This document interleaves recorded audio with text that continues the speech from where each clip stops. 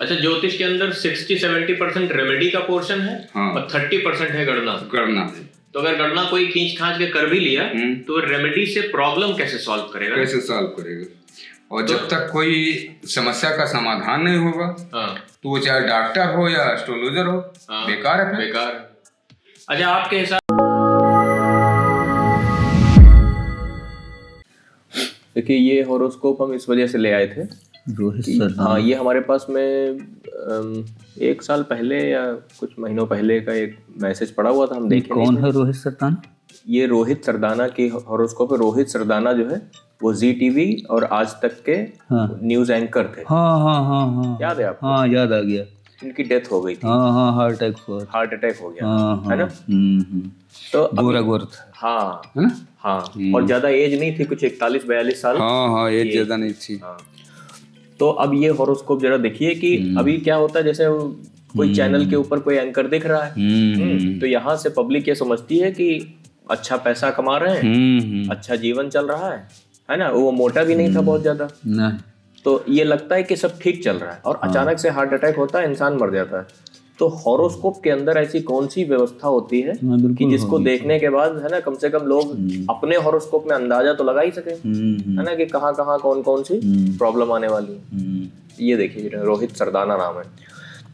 रोहित सरदाना पत्रकार थे ये। पत्रकार थे, उनकी डेथ हो गई।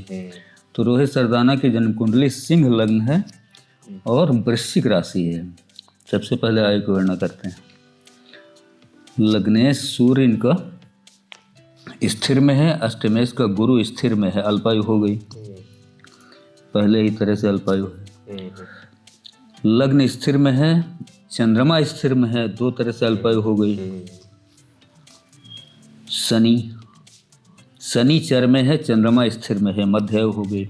देखो, यही इसकी कलाई खुल गई, है ना, कि 2 तरह से अल्पायु की कुंडली है। हाँ, एक तरह से मध्यायु है।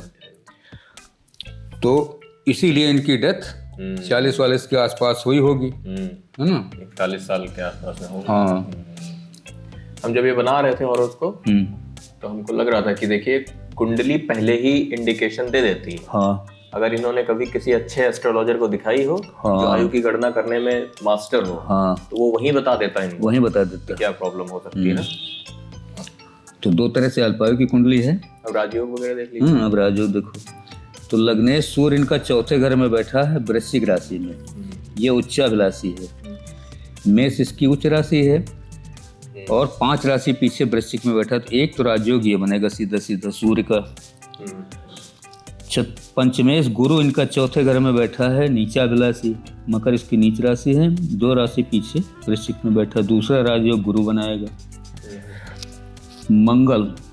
मंगल 6ठे घर में आ गया, भाग्येश उच्च का। 1 2 3 4 मंगल की भाग्य भाव पे दृष्टि है, तो भाग्य को तो ये 6ठे घर से मजबूत करेगा, लेकिन राजयोग कोई नहीं बनाएगा। चतुर्थेश का मंगल 6ठे घर में आ गया, ये भी कोई राजयोग नहीं बनाएगा। सप्तमेश का शनि 3रे घर में उच्च का बैठा, ये भी कोई राजयोग नहीं बनाएगा। दशमेश का शुक्र इनका आ गया 5वें घर में। शुक्र यहाँ उच्चाभिलाषी है, मीन इसकी उच्च राशि है और 3 राशि पीछे धन में बैठा, एक राजयोग ये मिलेगा। तो एक लग्नेश सूर्य का राजयोग उच्चाभिलाषी, एक गुरु 4थे घर में नीचाभिलाषी राजयोग और एक शुक्र का दशमेश यहाँ उच्चाभिलाषी 5वें घर में बैठा, एक राजयोग ये मिलेगा। 3 राजयोग हो गए। 3 राजयोग इसमें हैं। हाँ, तो ये बहुत ही मेहनत से इतने ऊंचे पहुंचे थे। हाँ। 7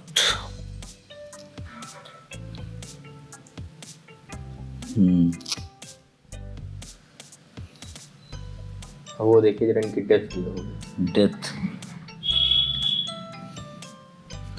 डेथ देखो, अगर हार्ट अटैक की बात है तो हार्ट अटैक में अगर उस आधार पे देखो तो इनका चतुर्थेश मंगल 6ठे घर में बैठा, रोग के घर में, है ना।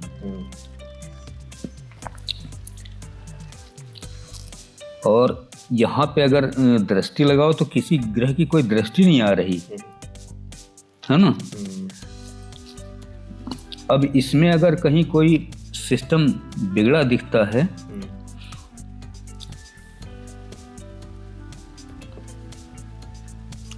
तो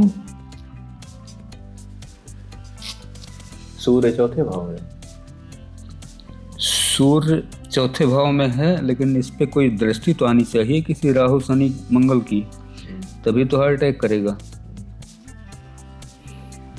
1 2 3 4 5 राहु की दृष्टि यहीं रुक जाती है।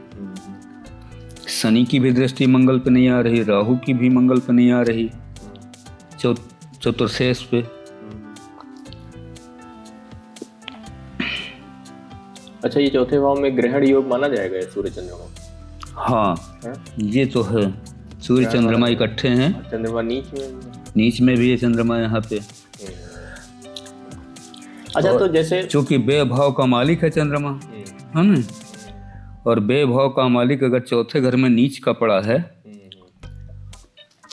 तो ये चंद्रमा का खेल हो सकता है यहाँ पे, है ना। हमने एक चीज देखी, जितनी भी आप हॉरोस्कोप पढ़े आज तक, चाहे ऑनलाइन ऐसे वीडियो पे पढ़े और या जो पर्सनल हम लोग के पास लोग दिखाने आए, तो सूर्य जब जब चौथे भाव में बैठा है, हाँ, या दसम भाव में बैठा है, तो वो पिता को के लिए हानिकारक है और माता के लिए, और माता के लिए हानिकारक है। चौथे में बैठेगा तो वो माँ को ले जाएगा, है ना, और दसम में बैठेगा तो पिता को ले जाएगा। और सूर्य चौथे भाव में बैठ के अपने भी हृदय रोग का भी कारक बन हाँ, अपने भी रोग का कारक बने। अच्छा, तो इसका मतलब अगर कोई हॉरोस्कोप पे गणना आयु की अगर अल्पायु आ जाए, तो पहली चीज तो ये है कि कुंडली के अंदर उन चीजों को ध्यान देना चाहिए कि जो रोग बढ़ाती हैं। हाँ, जैसे खाना खाने की आदतें, है ना, कम व्यायाम करने की आदत है, नशा करने की आदत, ये सब रोग बढ़ाती है ना। तो इन चीजों से अगर आदमी बचे तो थोड़ा सा कुछ काम बनेगा उसका, है ना।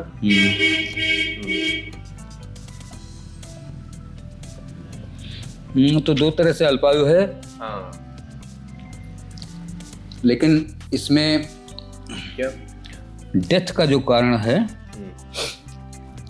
वो यहाँ पर अगर कोई खेल बिगड़ सकता है तो चंद्रमा की वजह से बिगड़ सकता है। देखिए, एक बात और भी है। चंद्रमा 12वें घर का मालिक है, नीच का बैठा चौथे घर में। हाँ, ये एक चंद्रमा ही एक खेल बिगाड़ सकता है। साइंस ये कहती है कि जब जब किसी को हार्ट अटैक पड़ता है तो एक्चुअली हार्ट अटैक अपने आप में कोई बीमारी नहीं है। हाँ, पहले से कोई रोग होगा।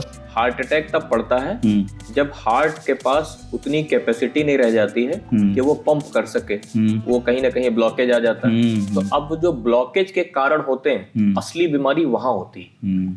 तो ज्यादातर केस में ब्लॉकेज के कारण होते हैं फैट का डिपोजिशन। लोग क्योंकि ज्यादातर ऑयली खाना खाते हैं और ऑयल भी उल्टा सीधा, तो हमने ये देखा कि हार्ट अटैक वाले लोगों को ज्यादातर, जिनको हार्ट अटैक पड़ा है, ऐसे लोगों की खाने की जो आदतें होती हैं वो खराब होती हैं। हाँ हाँ, वो तो फर्क पड़ेगा है ना, खाने की आदतें बहुत खराब होती हैं। तो कुंडली के अंदर किस चीज को जो है वरीयता दिया जाए, कि खाने की आदत वाले ग्रहों की कैलकुलेशन किया जाए या डायरेक्ट हार्ट अटैक की कैलकुलेशन की जाए? क्योंकि जैसे जैसे समय बदलेगा वैसे वैसे इस विज्ञान का वो भी तो बदलना चाहिए। हाँ, है ना, तो उसमें तो आदत भी देखनी पड़ेगी।